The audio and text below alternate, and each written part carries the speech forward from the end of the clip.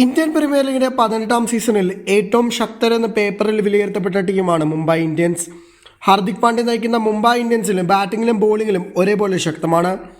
രോഹിത് ശർമ്മ, സൂര്യകുമാർ യാദവ്, തിലക് വർമ്മ, ഹാർദിക് പാണ്ഡ്യ എന്നിവരെല്ലാം ഉൾപ്പെടുന്ന ബാറ്റിംഗ് നിര, Bumrah, Trent Boult, Deepak Chahar എന്നിവർ ഉൾപ്പെടുന്ന പേസ് നിരയും ചേരുമ്പോൾ എതിരാളികൾ വിറയ്ക്കും.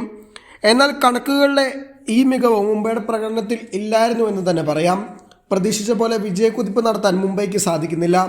6 മത്സരങ്ങളിൽ നിന്ന് 2 വിജയമാണ് മുംബൈക്ക് നേടാനായത്. 4 മത്സരത്തിൽ മുംബൈ പരാജയപ്പെടുകയും ചെയ്തു. എന്നാൽ അവസാന മത്സരത്തിൽ ഡൽഹി ക്യാപിറ്റൽസിന്റെ വിജയക്കുതിപ്പ് അവസാനിപ്പിച്ച് മുംബൈ ഇന്ത്യൻസ് തകർപ്പൻ വിജയമാണ് നേടിയത്. ഇപ്പോഴിതാ മുംബൈ ഇന്ത്യൻസിനുള്ളിൽ ഒരു വലിയ ഭിന്നത ഉടലെടുത്തിട്ടുണ്ടെന്നാണ് റിപ്പോർട്ട് വന്നിരിക്കുന്നത്. മുൻ നായകനും സൂപ്പർ താരമായ രോഹിത് ശർമ്മയും പരിശീലകൻ മഹേള ജയവർദ്ധനയും തമ്മിൽ ശക്തമായ അഭിപ്രായ വ്യത്യാസങ്ങളുണ്ടെന്നാണ് റിപ്പോർട്ടിൽ വരുന്നത്. രോഹിത് ശർമ്മ മുംബൈയുടെ ഇതിഹാസ നായകനാണ്. മുംബൈയെ 5 തവണ IPL കിരീടത്തിലേക്ക് എത്തിച്ചതും രോഹിത്താണ്. എന്നാൽ ഇപ്പോൾ പഴയ ഫോം രോഹിത്തിന് വീണ്ടെടുക്കാൻ സാധിക്കുന്നില്ല. മാത്രമല്ല, നായകൻ എന്ന നിലയിൽ കഴിഞ്ഞ കുറച്ച് സീസണുകളിൽ പരാജയങ്ങൾ നേരിട്ടു.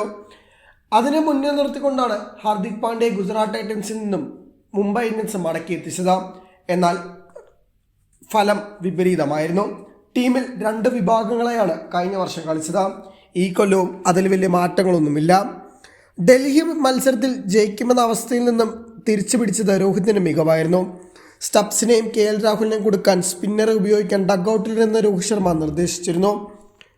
ഇത് ഹാർദിക് പാണ്ഡ്യ കൃത്യമായി അനുസരിച്ചത് ഫലം കണ്ടു. സ്റ്റബ്സിനെയും രാഹുലിനെയും കരൺ ശർമ്മ പുറത്താക്കി. എന്നാൽ രോഹിത് ശർമ്മ സ്പിന്നറെ ഇറക്കാൻ നിർദ്ദേശിച്ചത് ജയവർദ്ധനയ്ക്ക് ഇഷ്ടമായില്ല. അത് വേണ്ട എന്നാണ് ജയവർദ്ധന പറഞ്ഞത്. എന്നാൽ ഇത് അവഗണിച്ചാണ് ഹാർദിക് രോഹിത്തിൻ്റെ നിർദ്ദേശം നടപ്പിലാക്കിയത്. രോഹിത് പരിശീലകൻ മുകളിൽ തീരുമാനമെടുക്കുന്നതിൽ ജയവർദ്ധനയ്ക്ക് എതിർപ്പുണ്ടെന്നാണ് വിവരം. 2 പേരും തമ്മിലുള്ള ഈഗോ പ്രശ്നം ടീമിൽ ഭിന്നതകൾ ഉണ്ടാക്കുന്നുവെന്നാണ് റിപ്പോർട്ട്. മുംബൈയുടെ പ്ലേയിങ് ലെവലിൽ രോഹിത് ശർമ്മയുടെ സ്ഥാനം ഏകദേശം പോകുന്ന മട്ടാണ്. കാരണം സീസണിലെ ഏറ്റവും മോശം തുടക്കമാണ് താരത്തിന് ലഭിച്ചിരിക്കുന്നത്. സ്കോർ 20 പോലും രോഹിതിൻ്റെ കടന്നിട്ടില്ല. അതേസമയം മറ്റ് സീനിയർ താരങ്ങളെല്ലാം മികച്ച ഫോം വീണ്ടെടുക്കുന്നുമുണ്ട്. ഇതെല്ലാം രോഹിതിനെ ടീമിൽ നിന്ന് മാറ്റുന്നതിൽ ചിലപ്പോൾ നിർണായക പങ്ക് വഹിച്ചേക്കാവുന്ന സംഭവങ്ങളുമാണ്.